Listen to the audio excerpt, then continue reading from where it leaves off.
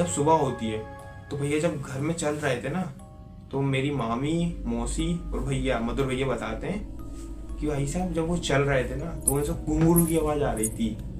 भाई चल रहा है तो छन छन छन छन घुंघरू की आवाज आती ना, वैसे घुंघरू की आवाज आ रही थी। मैं आपको आज ऐसी डरावनी घटना सुनाने चाह रहा हूँ जो कि आपने आज तक नहीं सुनी हो।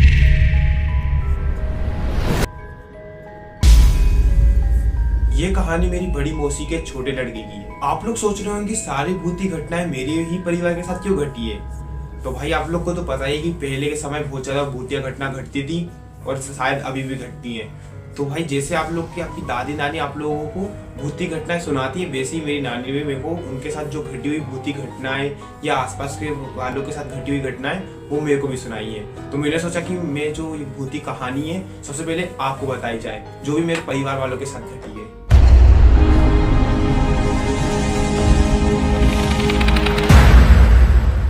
मेरे भैया का नाम गोलू है। जब भी हम सारे कजन मामा के यहाँ मिलते थे तो सारे कजन और गोलू भैया हम सब लोग बहुत मजे करते थे, जैसे कि आप लोग के कजन के साथ करते होंगे। ये कहानी लगभग 5 साल पुरानी है। जब मेरे भैया 24 साल के थे तब उनकी नई नई शादी हुई थी। उनकी शादी को 3-4 महीने ही हुए थे तब मेरे भैया भाभी को छोड़ने उनके मायके गए थे। फिर कुछ दिनों बाद भाई दूज थी। ये दोनों सुबह की ट्रेन से निकलते हैं और दोपहर के 1-2 बजे धोंधरा पहुंच जाते हैं। मेरी भाभी का घर धोंधरा में था। रेलवे स्टेशन से भाभी के घर की दूरी लगभग 3-4 किलोमीटर थी। तो ये लोग बस पकड़ते हैं और मायके पहुंच जाते हैं। भैया जो रहते हैं थोड़ी देर रेस्ट करते हैं, खाना पीना करते हैं और वो निकल जाते हैं खुरई के लिए। भैया घर से निकलते हैं और बस का इंतजार करने लगते हैं। भैया बहुत देर से खड़े थे, बस आ ही नहीं रही थी और ट्रेन का भी टाइम हो रहा था। तो भैया सोचते चलो मैं पैदल पैदल चल लेता हूँ, आराम से पहुंच जाऊंगा। तो भैया धीरे धीरे चलते चलते अपने आधे रास्ते तक पहुंच जाते हैं। फिर भैया को बाथरूम जाना था। तो भैया दूर दूर तक देखते तो भाई साहब कोई बाथरूम नहीं था। तो भैया एक पेड़ के पास जाते हैं और वहां पे जाके हल्का होने लगते हैं। भैया अपना बैग हाथ में उठाते हैं और चलने लगते हैं। भैया कुछ आधी दूरी पे ही चले होंगे। भैया को पीछे से लगता है कि भाई कुछ चल रहा है मेरे साथ साथ, एकदम जस्ट चिपक के। तो भैया पीछे मुड़ के देखते हैं तो ऐसा कोई नहीं होता। तो भैया बोलते होंगे अरे चलो कोई बात नहीं, ऐसी हवा चल रही है तो मेरे को ऐसा आभास हो रहा होगा। तो भैया अपना फिर से सीधे सीधे चलने लग जाते हैं। भैया को फिर से लगता है भाई साहब कोई चल रहा है मेरे पीछे, तो अब तो पक्का है। तो भाई पीछे मुड़ के देखते भाई फिर से कोई नहीं होता। भैया को फिर अजीब सा लगने लग जाता भाई ये ऐसा क्यों हो रहा है। सर भैया चलते रहते भैया कुछ आधा किलोमीटर चले होंगे।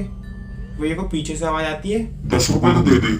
भैया पीछे मुड़ के देखे झटके से, भाई से पीछे तो कोई नहीं होता है। कोई बच्चे होंगे, कोई मजाक कर रहे होंगे ऐसे ही। तो भैया ये सब में ज्यादा देख नहीं करते, अपना चलने लगते हैं। भैया थोड़ा स्पीड थोड़ी तेज हो जाती है भैया की। थोड़ा भैया को भी डर लगने लगता है भाई यार ऐसे क्या हो रहा है मेरे साथ। भैया अपना थोड़ा तेते चलने लगते हैं। तो भैया को फिर से आवाज आती है साथ तो लेके चल ऐसे कर। तो भैया फिर से झटके से देखते हैं तो भाई सब पीछे तो कोई नहीं होता है, जैसे कि मैंने आपको बताया कि भाई पीछे कोई नहीं हो रहा, पर आवाजें आ रही, चलने की आवाज आ रही है। तो भैया की थोड़ी और तेज स्पीड बढ़ जाती है। तो भैया जब तेते चल रहे थे उसके पहले भैया अपना पीछे बैग टांग लेते हैं। भैया तेते चलने लग जाते हैं। फिर भैया को पता है थोड़ा जैसे तेते चलने लगते हैं ना तो भैया को थोड़ा भार महसूस होने लग जाता है। मतलब जैसे चल रहा है बढ़ रहा है, जैसे चल रहा है वैसे बढ़ रहा है। भैया को अजीब सा लगता है भाई सब ऐसा क्यों हो रहा है मेरे से, मतलब भारी भारी। और जब एक टाइम रहता है तो भैया चल ही नहीं पा रहे, उठ के चल ही नहीं पा रहे ऐसे। तो भैया को बहुत डर लगने लगा था भाई ये ऐसा क्यों हो रहा है, मेरे पास तो एक ही बैग है फिर भी इतना ज्यादा वजन क्यों लग रहा है मेरे को। तो भैया वो पसीना हो जाता है, वैसी धूप थी तो ज्यादा पसीना हो जाता है। फिर भैया को लगता है भाई सब किसी ने कंधे पे ऐसे करके हाथ रखा है। तो भैया एक झलक में इसे पीछे करके मुड़ के देखते हैं तो भाई साहब भैया की आंखें फटी रह जाती है।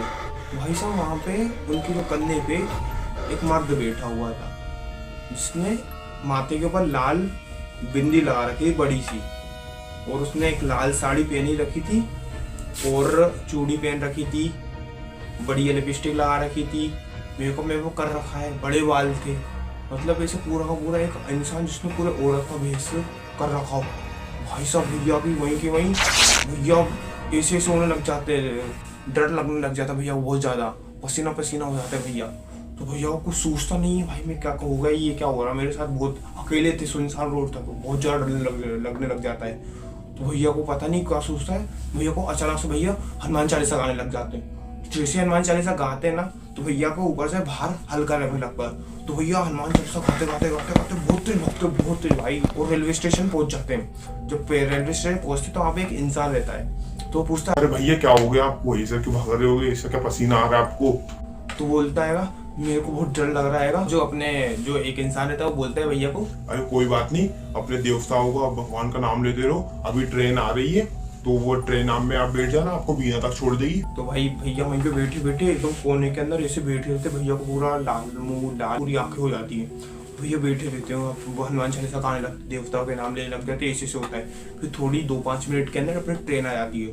तो ये ट्रेन में चढ़ते हैं, जैसे ट्रेन में चढ़ते हैं तो जैसे गेट लगा रहता है, तो जो साइड में जो रास्ता रहता है मतलब बैठने के लिए, बैठने का नहीं रहता वहाँ पे, गेट के बगल में जो थोड़ा कोना रहता है ना, भैया वहाँ पे जाके ऐसे करके बैठ जाते हैं। भैया को बहुत डर लग रहा था भाई साहब। भैया पता नहीं बिन फालतू में ऐसे रोने लग जाते हैं, मुंडी से नीचे करके रोने लग जाते हैं, बहुत रोते हैं भाई। अगर आसपास के पूरे ट्रेन वहीं रहते तो भैया वहीं पे जाके बैठ जाते हैं। तो भैया अपना बहुत रोने लग जाते नॉन स्टॉप रोए जा रहे हैं बिन बात के। तो भैया पहुंच जाते बीना। तो बीना से अब मेरा जो बीना में मामा का घर था, तो भैया खुरई ना जाकर मामा के यहाँ चले जाते हैं, क्योंकि भाई दूज था।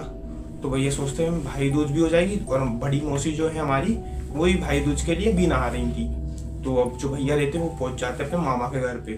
जब मामा के घर पहुंचते हैं तो भैया अपना दोपहर के मतलब 6-7 बजे आराम से पहुंच गए थे। तो 6 बजे पहुंच जाते भैया।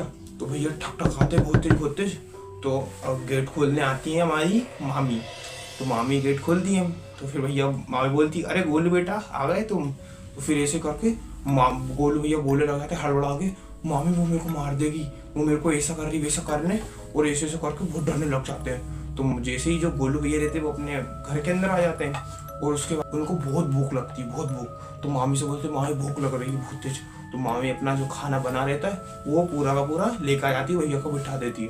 भैया नॉन स्टॉप खाए जा रहे हैं भाई, जितना खाना था पूरा खा लेते हैं, पूरा। मामी ने बताई थी मेरे को उस टाइम की बात। तो भाई पूरा खा लेते हैं, और बोलते और लिया ऐसे करके बोलने लग जाते हैं। और बैठे बैठे ऐसे घूरने लगते हैं, कई घूरते घूरते हंस रहे हैं, कई उनको बहुत ठंड लग रही, बहुत ज्यादा ठंड। जो कम्बल उन पे 2 पिंच पहले से ही कम्बल डाल दिए तो उनको ठंड लग रही थी, मतलब गर्मी के मौसम में ठंड लग रही है। अब आप खुद ही सोचो ऐसा हो सकता है घर के अंदर ठंड लग रही भाई साहब। तो जितने भी कम्बल रहते हैं सारे के सारे, मतलब जो कम्बल रहते 4-5 सारे के सारे गोलू भैया के ऊपर डाल देते हैं। फिर भी उनको और ठंडी लग रही थी, वो बताते बाद में हमको कि मेरे को बहुत ठंडी लग रही थी।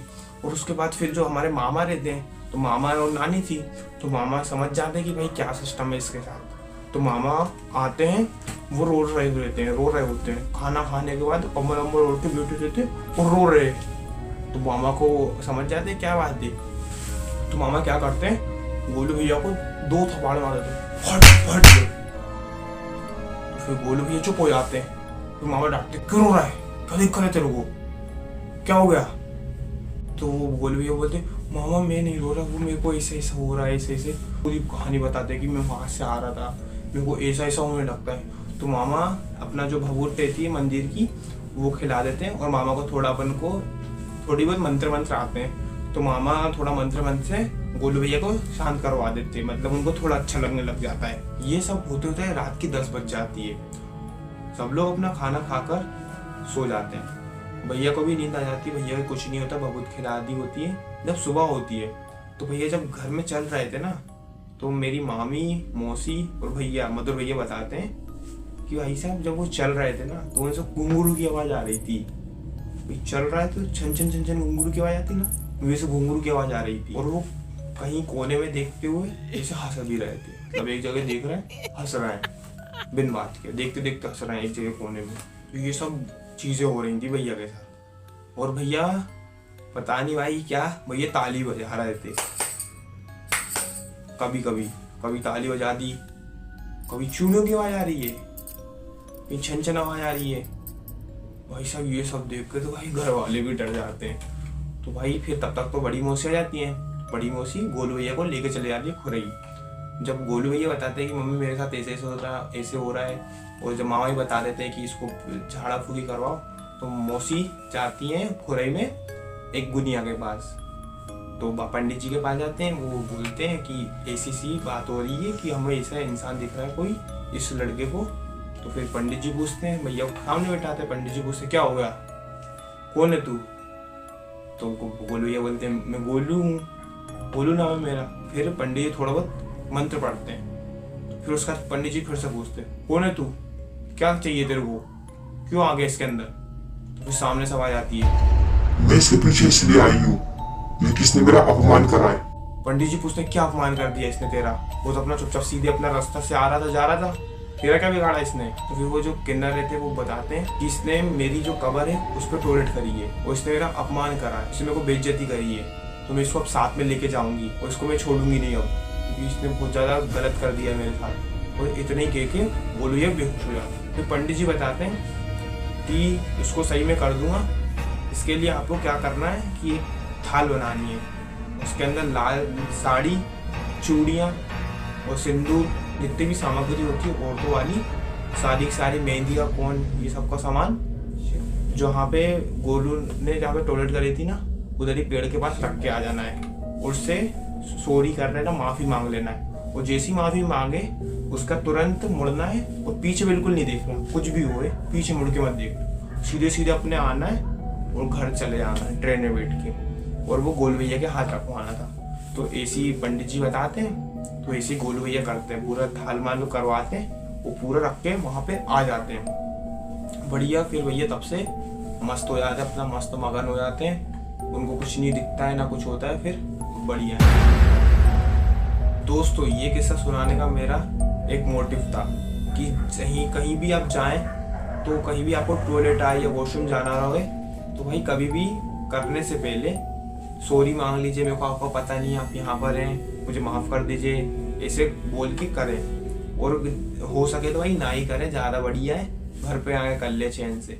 अगर आप चाहते हैं कि मैं आपकी कहानी अपने चैनल पे अपलोड करूं तो भाई ये रही मेरी इंस्टा आईडी, आप इसमें मेरे को डीएम कर सकते हैं और मैं आपकी कहानी इस चैनल पे लाऊंगा। कहानी आपकी, जुबानी मेरी।